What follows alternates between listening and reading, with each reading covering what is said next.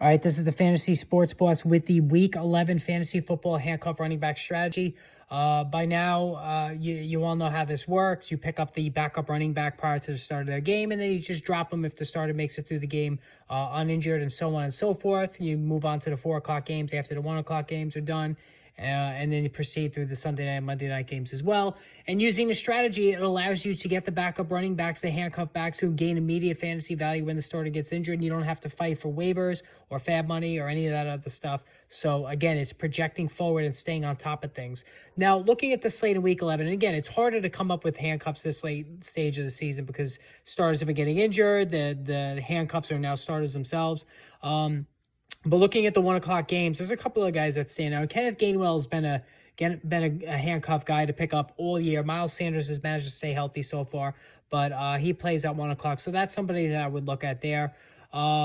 Also, Matt Breida, same thing with Saquon Barkley. He's been healthy in every game this season. So Matt Breida, Barkley has a history of getting injured. So Matt Breida, who has some ability, has shown it in the past. He can catch the ball. He can run it a little bit as well.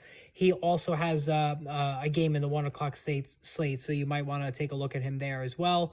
Rex Burkhead with Houston, or now Benjamin. I'm not crazy about either one of those guys as well. And that's pretty much. And Kyron Williams, if he's available for the Rams, you could certainly pick him up as well. Now, in terms of the 4 o'clock games, Alexander Madison's already owned. Tony Pollard obviously is owned. Zamir White for the Raiders. If something happens to Brandon Jacobs, you could take a shot with Zamir White. Chase Edmonds in Denver. If something happens to Latavius Murray or Melvin Gordon.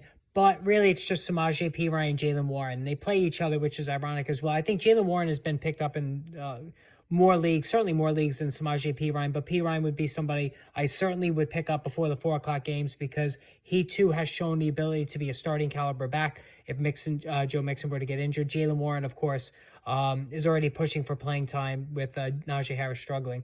And then really for the Chargers game, 8 o'clock, just pick up, you could pick up Isaiah Spiller.